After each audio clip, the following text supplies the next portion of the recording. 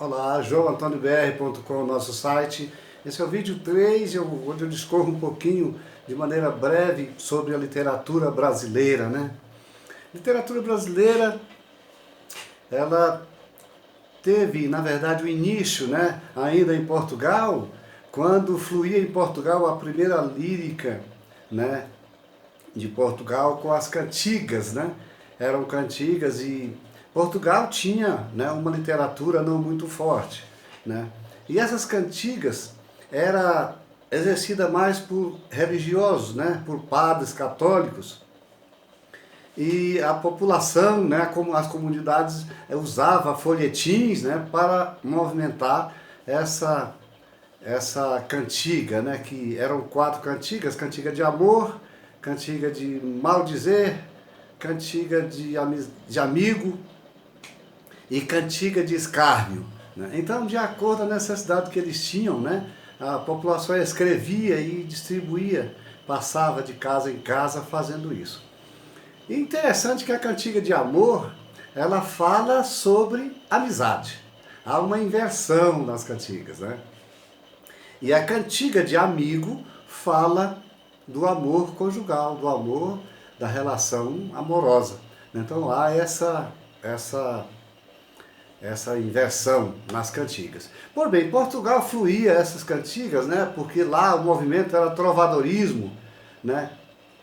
E quando chegou até 1500, quando a família, né, família real veio para cá, ou seja, para o Brasil, eles chegaram e foi celebrada a primeira missa, né, por Frei Henrique de Coimbra, né, e tinha o escrivão-mor do rei de Portugal, que era o Pero Vaz de Caminha, era o escrivão-mor. E ele cuidou de elaborar um documento, né, falando sobre tudo que ele viu aqui: matas, índio, abundância em água, enfim, fauna, flora, tudo que ele viu ele colocou nesse documento e enviou para o rei Manuel I de Portugal.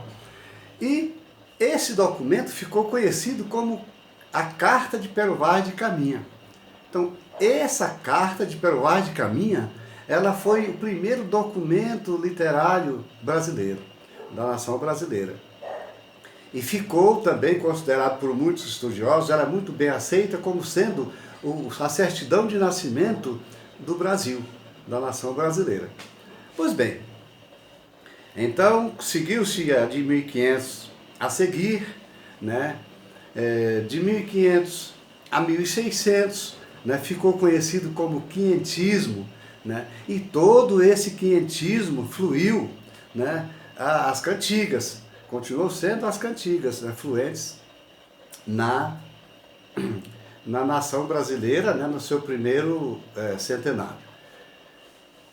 E do ano de 1600 a 1700 a gente percebe uma lacuna. Houve uma lacuna, não surgiu, além dos padres jesuítas, né, que movimentavam as cantigas, já aqui nas terras do Brasil, não surgiu assim autores, né, grandes autores. Continuou um pouco estagnado. Não sei se foi influência, né, de outros países, porque a literatura ela tem a língua, a comunicação escrita e oral por base, mas ela interage com muitas coisas, porque a literatura ela é a movimentação humana, ela diz respeito à movimentação humana, né? E quando a nação brasileira jovem ainda chega já os anos de 1800, vai aproximando os anos de 1800, já começam a surgir, né, autores. Mesmo lá nos anos 1600 já surgiu Gregório de Matos, né, e outros que pode pesquisar, que vai achar facilmente. Mas o que tinha aqui era nada, quase nada. Aqui no Brasil era quase nada. E isso, de certa forma, facilitou para que os autores criassem a identidade literária brasileira, porque o Brasil é uma nação ruralista, uma nação ecológica, porque ainda hoje guarda um verdadeiro tesouro, né, de ecologia, é cobiçado pelo mundo inteiro, né, até hoje. E a identidade foi feita dessa forma. Então, nos anos de 1800 foi intensificado, né, os autores foram surgindo e foram escrevendo. E eles escreviam o que tinha de maior aqui, que era a natureza, né? E surgiu uma gama de autores, né? Muito assim, que ficaram bastante famosos, né? Esse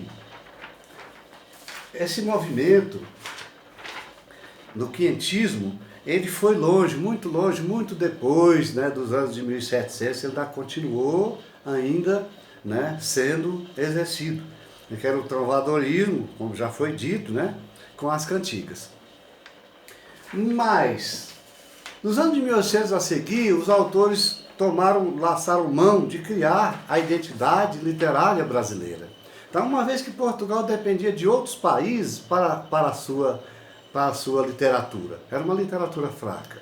Apesar que o Portugal já é uma nação antiguíssima, mas faltava articulação, faltavam autores, né, que colocassem a sua história como literatura, né? Já dos anos de 1800 a seguir, eu costumo tomar os anos de 1800 por base, por quase tudo que falo, né, de história. Porque os anos de 1800 foi realmente o ano de movimentação humana, foi muito grande. E aí surgiram os autores, os escritores, assim, de mais peso, né, mais conhecido, né? Monteiro Lobato, né, José de Alencar, Cecília Meirelles, Carlos Drummond de Andrade, né, Machado de Assis, Clarice Lispector, Graciliano Ramos, Mário Quintana. Esse Mário Quintana aqui é o passarinho da literatura brasileira, porque foi difícil determinar, né, em qual modalidade a sua obra encaixava. Então ele recebeu esse codinome aí de passarinho da literatura brasileira. Mas o que mais mostrou, né, o Brasil, né, a literatura brasileira, foi José de Alencar. José de Alencar, ele produziu clássicos que são muito vendidos até hoje, né?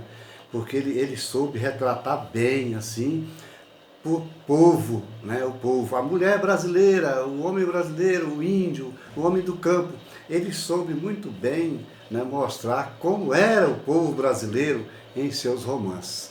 E ele saiu, se consagrou como o pai do romance, né, brasileiro.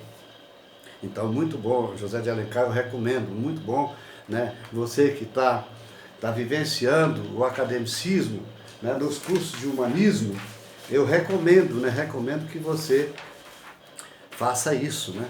Que estude o José de Alencar, os outros também, né? Mas o José de Alencar, ele é imperdível, né? Ele é um cara imperdível. Pois bem,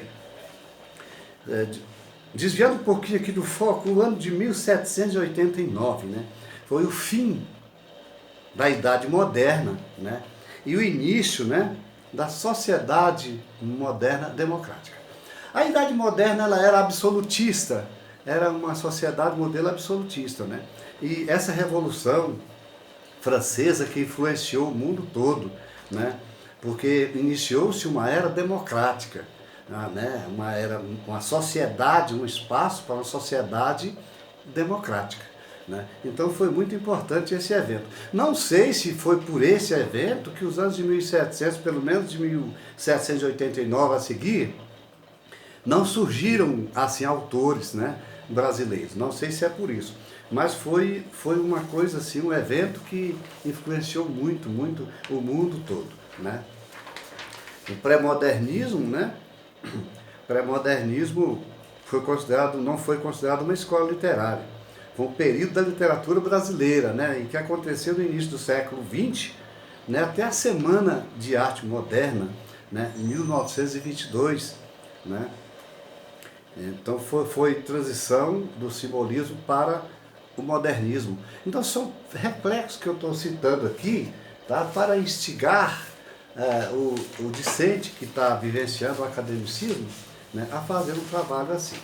Agora, eu diria, fora da literatura, eu menciono, assim, é uma ideia, né, que a identidade da literatura brasileira está centrada na ecologia, no meio ambiente, né, nas coisas ricas, naturais, né, na riqueza natural. E hoje está sendo gradativamente degradada.